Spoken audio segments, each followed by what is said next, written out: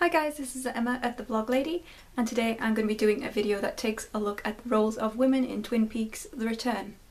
This is a kind of part 2 video. I did one last year before The Return came back, and it looked at the role of women in the original 2 series of Twin Peaks. I was motivated to do that original video after seeing a conversation on Twitter by 2 millennial girls who basically said, "I can't believe that anyone watches Twin Peaks because of the way that women are treated in the series. Can you believe that it's coming back?" I was quite interested in that viewpoint because I thought it was quite extreme. As a long-time fan of Twin Peaks, the role of women was never one that I found problematic on the whole. However, I was aware that you could look at the series and find issues in regards to the way that women are portrayed. Negative issues, that is. However, I never went as far as thinking the show was sexist or misogynistic in any way. I have always thought that the show was conceived from a male-driven perspective, and that is what colours a lot of the narrative. I don't think there's anything wrong with that, per se, but I think it's worth asking the question, are women fairly portrayed by the creators that are men? By David Lynch and Mark Frost? Have they written women that are strong role models for not just other women but men as well? Or have they relied on old stereotypes and tropes? Are the women of Twin Peaks: The Return less important than the male characters, less privileged than the male characters, not as strong, not as complex? I thought that it was worth asking the question, so I started to Google other people's opinions on this to see what kind of response people had to Twin Peaks: The Return and the role of women, and I found it a pretty mixed affair. First of all, there were voices that championed the show's focus on women, such as an article in Vice titled "Women Are Still the Backbone of Twin Peaks," with a sub-headline that reads, "The show's focus has increasingly turned to the sacrifices that women make for men." And the article mainly focuses on Janey-E's character as an example of the strength and the sacrifices that women make in Twin Peaks for men. There were also a lot of voices from the Twin Peaks fan community suggesting that they were inspired by the roles of women that they had been given in Twin Peaks: The Return. Sources such as the Blue Rose magazine recently did a feature on the women of Lynch, celebrating all that they have to give and all that they are. There were voices that fell on the other side of this argument, saying that women were weak, stereotyped, reduced to sexual objects, etc., etc., such as an article on The Wrap, which is entitled "Twin Peaks: The Return Proves David Lynch Still Has a Woman Problem." I think this article was written at the beginning of The Return, and it focuses a lot on Tracy, from the Tracy and Sam pairing, which we saw in the first episode. And it goes on to suggest that Tracy is another one of those female characters that are punished for their sexuality. We see this a lot in history, in novels, in TV. We see it a lot in horror movies. Women who often have sex are some of the first victims. And this article seems to suggest that Tracy's subsequent horrific death is connected to her sexual confidence and initiation of that sexual act with Sam. The article also makes a reference to Laura being no more than a body in the original Twin Peaks, and reduces her image down to that corpse in the plastic, saying that is all she really is. I have to wildly disagree with a lot of the points that this article makes. There is another article I found on the website Mike.com, which is called "The Women of Twin Peaks: The Return Deserve Better." A lot of this article focuses on Daria and the way she's treated by Mr. C.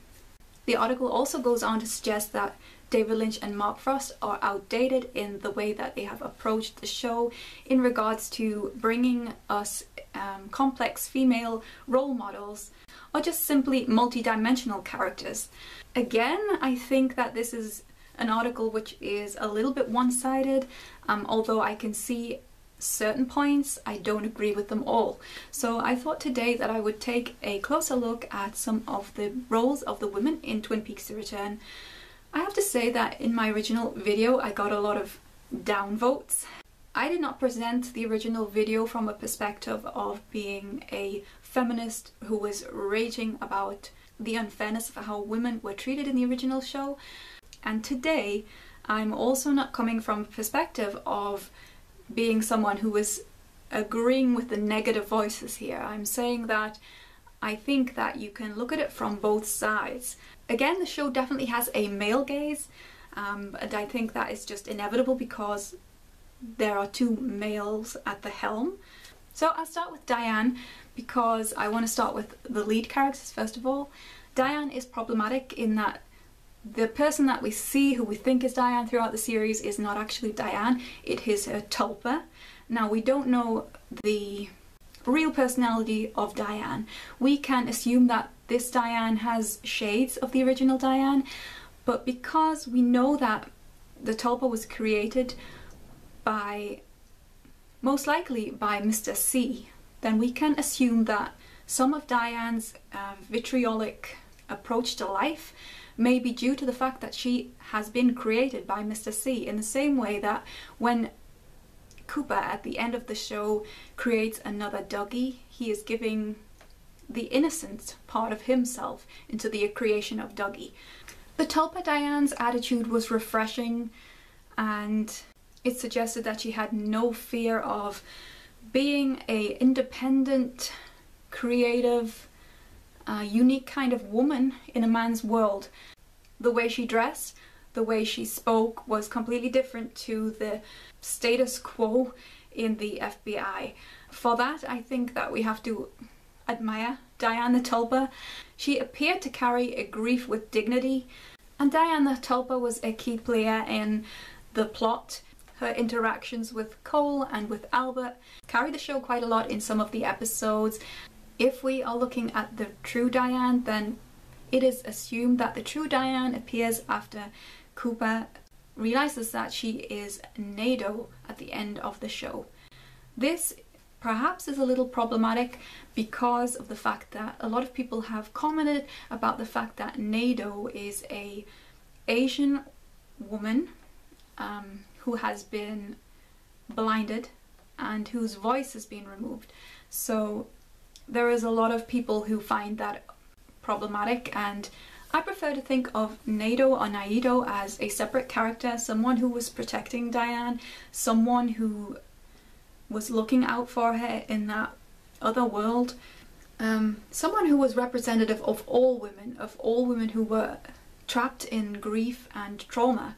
If I bring this approach to the character of Nado, then it becomes easier to accept that an ethnic minority in television or film, someone who is underrepresented generally, is treated in this way, is maimed.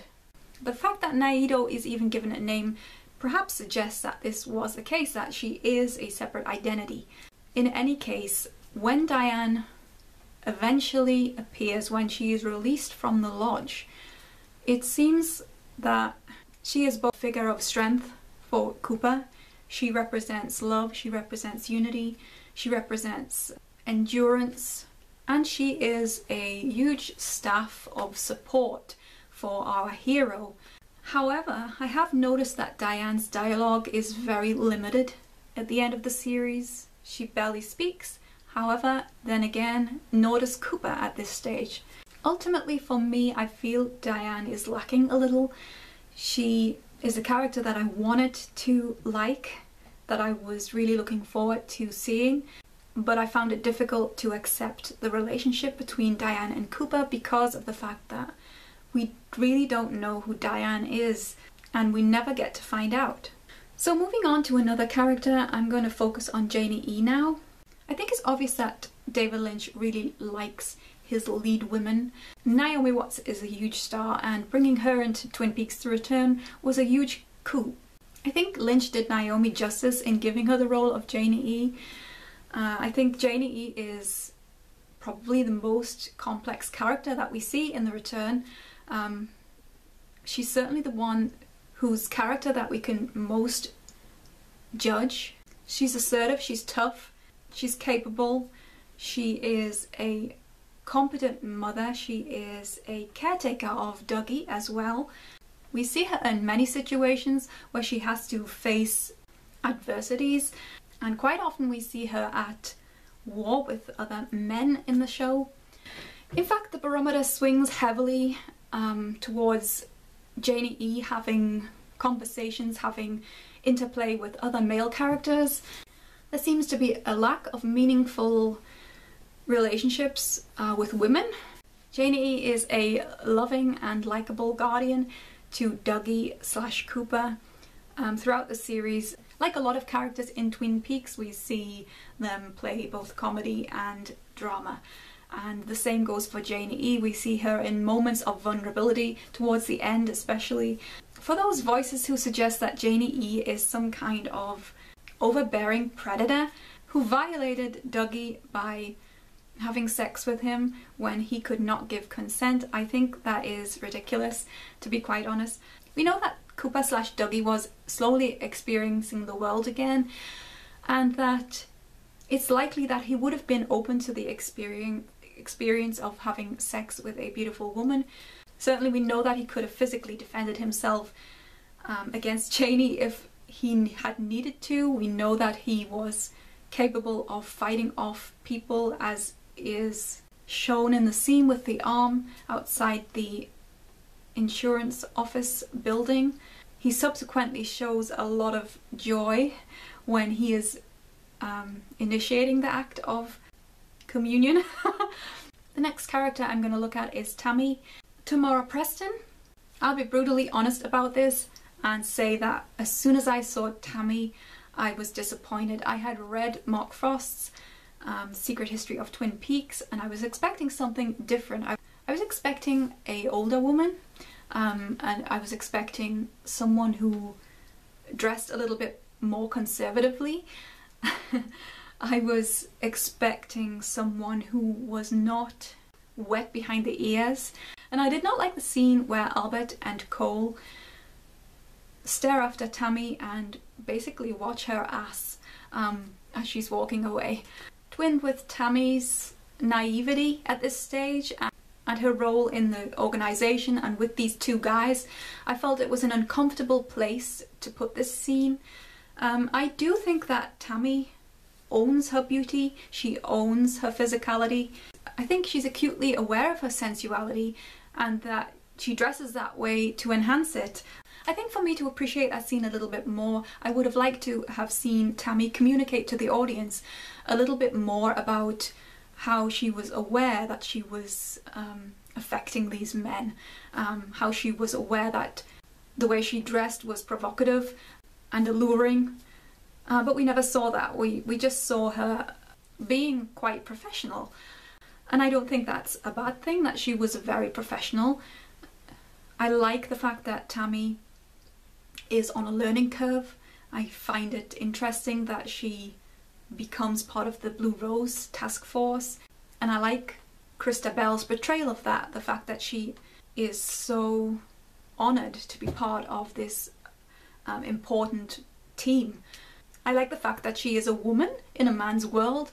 I think she is the first woman in the Blue Rose task force, and for that the achievement should be noted. She's a trailblazer. She isn't just sexualized by Cole and Albert. They respect her for her intelligence. They respect her for her ability, for her competence in the workforce. We see Tammy go through a lot in the series and she handles it well, with each event seeming to educate her and further enhance her abilities, further enhance her learning. I do actually love the fact that Christabel is a typical Lynch muse, that she is one of these actresses whose beauty radiates from the screen. I think it makes a lot of difference in how Twin Peaks looks as a piece of art and how it feels in terms of arousing us, how it engages us on a subconscious level, how it engages our sexuality, our feelings of desire. Okay, so I'm going to mention Denise here. I think that Denise is a marginalized character in this series. We see her very briefly, and in the scene that we are given, Gordon Cole has a conversation with her, which, to be quite frank, I have some problems with. I don't know if it is entirely appropriate for Cole to mention Denise's transitioning or Denise's past, and to basically blackmail her at this stage. Even though part of what he says, it seems to come from a place of love, that fix your heart or die line is incredibly powerful, and it suggests that Cole really does support Denise and what she has gone through in life, and in her professional career as well. But I don't know. I think the scene played out okay, given the fact that if you look at the original series, the scenes with Denise and the way that characters viewed Denise is kind of outdated nowadays, and generally there is much more acceptance and much less stigma about being a transgender woman. I like that Denise is in a position of power, that she really has a lot of clout over Gordon Cole.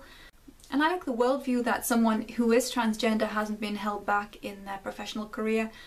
I feel that the scene involving Denise is one that really is there to please fans, to pay homage to the original show, and it's not there as a piece of voyeurism, and it's not there to make a joke out of transgender women being somehow attractive or appealing or sexually interesting to heterosexual men. My personal opinion is that some of the original series characters who came back in the return did not evolve very much throughout the return. It was almost like a place card, an introduction to the characters, rather than a fully fleshed out story. I think what a lot of audiences give to the characters who were the originals, like Shelley, like Norma, we bring a lot from the original series. We bring a lot of facts and figures and information and knowledge about their core characters. I think we have to bring a lot of that into the return to understand their motivations and to understand where they've been and where they're going.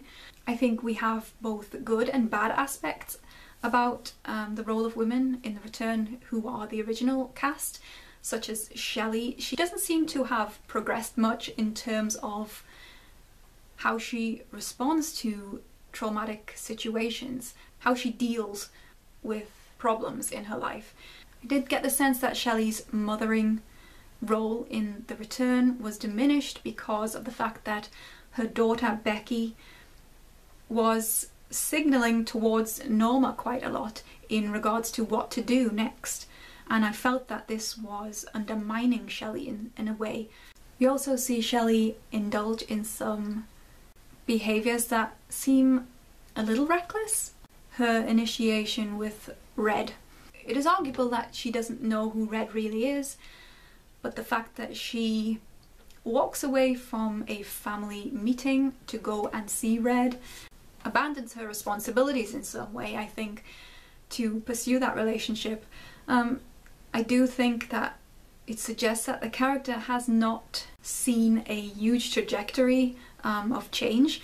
Norma is a stalwart. I think she is very competent. Obviously, she has undergone a lot of business deals which have been successful for her. She clearly has a lot of sway in the Briggs family, and she's been a pillar of the community, I think, for 30 years. I like the fact that she is dignified, that she carries the weight of her sister's problems and Ed's problems with her internally, but she doesn't let that show, she doesn't let that affect her life. The brutality that she experienced with her husband, again, does not seem to have had a lasting effect. In terms of leaving her traumatized or weak, she seems very much to be on an even keel. And I think her romance with Ed is a defining moment of Twin Peaks: The Return. It is one of the few positive moments that we see in the show in regards to complete and utter beauty of romance and love. It is one of the relationships that has not gone wrong in Twin Peaks: The Return, and I think that a great deal of that is down to Norma and not down to Ed or down to Nadine's behaviour or Nadine's actions. She's harvested that love, she's nurtured that relationship, and I respect that and admire her as a character. So some of the other characters in Twin Peaks: The Return include the three, I don't know what they're called, the three muses? Mandy, Sandy and Candy. Now visually, these three beautiful young girls are absolutely typically Lynchian. They are almost like a dream, I think. Not really feeling real, sometimes feeling a little cartoonish. There are aspects of Candy's character that I find disturbing. Her relationship with Mitchum Brothers, the way that she responds to hitting Rodney with the remote control suggests that perhaps she's been a victim of abuse.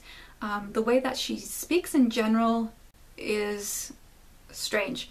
She's not a fully rounded human being. You'd almost think that she was drugged or that she was mentally damaged in some way. She swings from being enchanted by the world to fearful of it. And I also think she swings from being a very sexualized character to one that is seen as a helpless little girl. We do see Candy have an effect on how the Mitchum brothers behave, and I think that this might be Candy's most important role in the series. The fact that she softens the heart of the Mitchum brothers because they start to care for her in a way that they have never cared for anyone before. And I don't think they are looking at her at that stage as someone they want to use and abuse, either sexually or for their own needs in a professional way. I think that they genuinely care for her because she comes across as being quite vulnerable, and they have recognised this and appreciated it. I think it happens in a way that is organic and it's not driven by Candy. It's not driven by her character actions. She's not forcing the Mitchum brothers to change. By her mere existence, they are changing. We see a variety of marginalized characters such as Daria, Beulah, Lorraine, Jade. We do see a lot of these women subject to violence, and we do see some of these women portrayed in a way that suggests that what they have to offer is solely on a sexual level. So for instance, a lot of fans seem to like Jade. I wonder why. But the fact is that Jade is a prostitute. She's a prostitute with a heart of gold. She does seem to care for Dougie and what Dougie does, and it's not financially motivated. She doesn't go after him for cash for favours or anything like that. She helps him because she feels he needs help. But that's all we get. It's a pretty restricted view of Jade. We don't really get to explore who she is based on this one action of helping Dougie send the key back to Twin Peaks. Daria is really used, I think, as a vehicle to show us how bad Mr. C is, how violent he can be, how disgusting his character is. And you see a female at her most vulnerable when she's with Mr. C. She is almost completely naked. She is frightened. She is physically overpowered by him. I think the scene is all about Mr. C's perspective and what he's bringing to the audience. But the writers want to show who Mr. C is through Daria. I'm also intrigued by some of the other marginalized characters, such as the woman that we see in the trailer park when Cooper goes to find Philip Jeffries, and also people like Beulah, who are older women who've been desexualized in a way because of their downtrodden appearance. The lack of anything that enhances femininity, such as makeup or nice clothes. I just find it interesting that these women are brought in like this. They obviously represent something. In regards to Beulah, it seems that she represents decay and poverty and lack of intelligence in that particular social group. We also see violence directed towards other characters, such as Mrs. Horn when her grandson attacks her. She's also been the caretaker for her son Johnny for many years. This, I think, is actually something to applaud her character for, rather than condemn her, and rather than say, well, why couldn't Johnny have been in his father's care? I think that we should credit Sylvia Horn for having been so strong. And Laura's creation, her importance, her part in this is revealed to us in some of the most dramatic episodes of the series. Nevertheless, Laura remains to Cooper as a victim who must be saved, but I think there is a lot of scope to say that this may not be the case, and interpretations may turn that on its head. I think it's also interesting that one of the antagonists, the dark powers of the Return, is given a female identity, in the fact that Zhao Day is actually just a negative force. That is how it is described. And yet, because the name has devolved into the term Judy, we tend to think of the negative force as being female.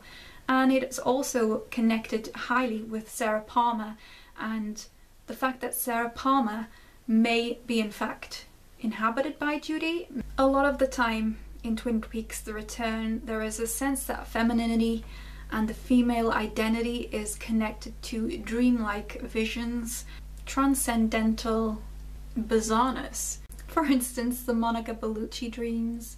It's really strange that Monica Bellucci is actually playing herself, but also that Gordon Cole holds so much importance to whatever she says.